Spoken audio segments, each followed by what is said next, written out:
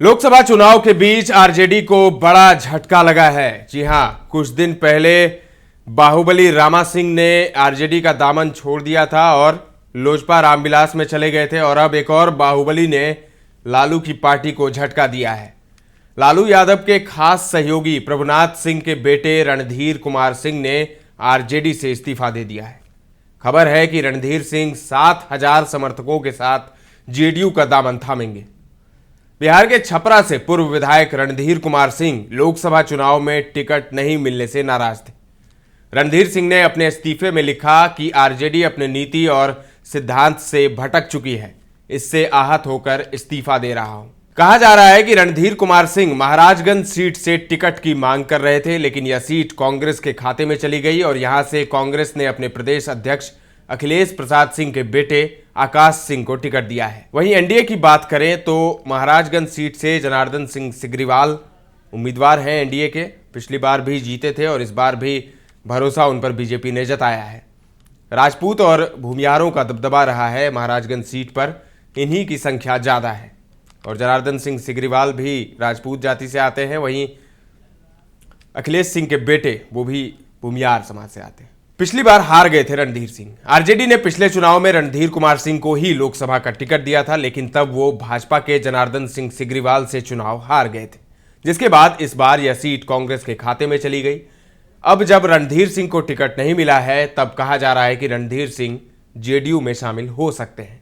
चलिए अब बात करते हैं बाहुबली नेता प्रभुनाथ सिंह के बारे में। आरजेडी के बाहुबली नेता रहे प्रभुनाथ सिंह को सुप्रीम कोर्ट ने 18 अगस्त को डबल मर्डर केस में दोषी करार दिया था। दोहरे हत्याकांड मामले में निचली अदालत और पटना हाईकोर्ट ने बरी कर दिया था। अब 1 सितंबर को सजा पर बहस के लिए आपने अपने सामने पेश करने का सुप्रीम कोर्ट ने आदेश दिया। आइए समझिए कि कौन है प्रभुनाथ सिंह, जिसकी पहचान एक बाहुबली नेता के रूप में थी, और यह डबल मर्डर का पूरा मामला क्या है। 1995 में छपरा में 18 साल के राजेंद्र राय और 47 साल के दरोगा राय की मतदान केंद्र के नजदीक हत्या हुई थी।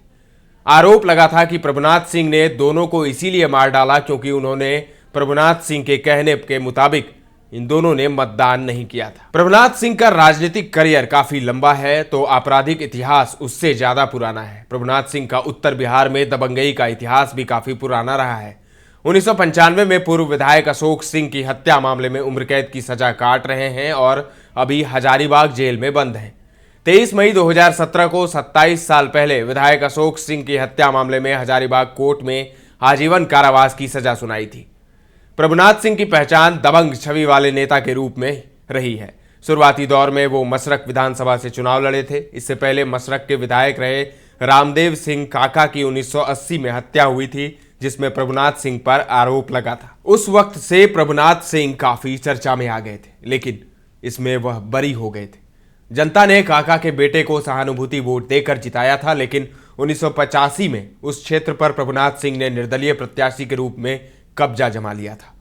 इसके बाद से लगातार 1995 तक 2 बार विधायक रहे और 1998 से 2014 तक 4 बार लोकसभा के सदस्य रहे। प्रभुनाथ सिंह ने 1985 में पहली बार सारण के मसरक विधानसभा सीट से चुनाव जीता था। वो राजपूत जाति से आते हैं। उन्होंने निर्दलीय ये जीत हासिल की थी। विधायक बनने के बाद उन पर मसरक के तत्कालीन विधायक रामदेव सिंह काका की हत्या का आरोप लगा था। हालांकि बाद में उन्हें बरी कर दिया गया था। उन्हें 1990 में फिर से विधायक चुना गया था। इस बार वो जनता दल से लड़ रहे थे। हालांकि 1995 में अपने ही शागिर्द अशोक सिंह के हाथों हार गए थे। इस हार के बाद उन्होंने बदला लिया था। 1990 में प्रभुनाथ सिंह दोबारा विधायक चुने गए। इस बार उन्हें जनता दल से टिकट मिला था, लेकिन 1995 में अपने ही शागिर्द अशोक सिंह के हाथों उन्हें करारी शिकस्त झेलनी पड़ी। हालात ये हो गए कि मसरक में प्रभुनाथ सिंह की सियासी जमीन सरकने लगी। इसके बाद अपनी खत्म होती राजनीति को देख बौखलाए प्रभुनाथ सिंह बदला लेने की फिराक में लग गए। 3 जुलाई 1995 को 7:20 पर पटना के आवास में विधायक अशोक सिंह की बम मारकर हत्या करा दी गई थी। इस हत्या में प्रभुनाथ सिंह और उनके भाई दीनानाथ सिंह को आरोपी बनाया गया था। इस हत्याकांड के बाद प्रभुनाथ सिंह ने पटना की राजनीति छोड़कर दिल्ली का रुख किया था और लोकसभा चुनाव की तैयारी में जुट गए थे। इस मामले में उन्हें दोषी करार दिया गया था। इस हत्याकांड के बाद उन्होंने महाराजगंज लोकसभा क्षेत्र से लोकसभा चुनाव लड़ा था।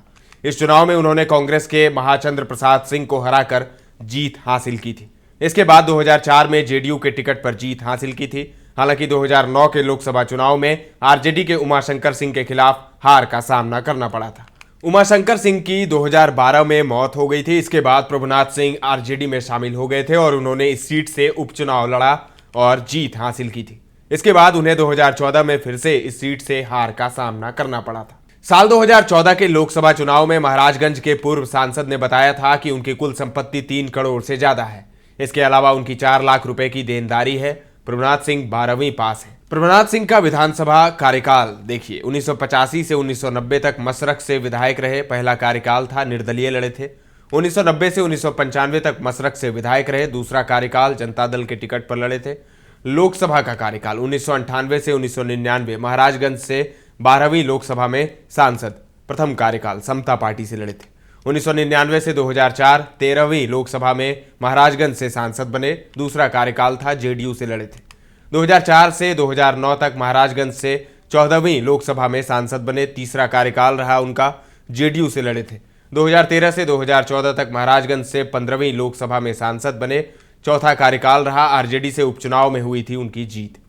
तो अब तक का ये था करियर प्रभुनाथ सिंह का। और बाहुबली प्रभुनाथ सिंह अभी तो फिलहाल जेल में है, लेकिन उनके बेटे ने आरजेडी को झटका दिया है और लोकसभा चुनाव के बीच में उन्होंने झटका दिया है। और खबर है कि अपने 7,000 समर्थकों के साथ वो नीतीश की पार्टी जेडीयू ज्वाइन करने वाले हैं। हाँ, एक और बात, जेडीयू वो ज्वाइन करने वाले हैं और उनके जेडीयू ज्वाइन करने से, आरजेडी को छोड़ने से सिर्फ महाराजगंज ही नहीं बल्कि उसके आसपास के कुछ सीटों पर भी इसका असर पड़ने वाला है निश्चित रूप से। तो अब देखिए क्या होता है। फिलहाल के लिए इतना ही। तमाम अपडेट्स आपको देते रहेंगे। बने रहें दर्श न्यूज के साथ।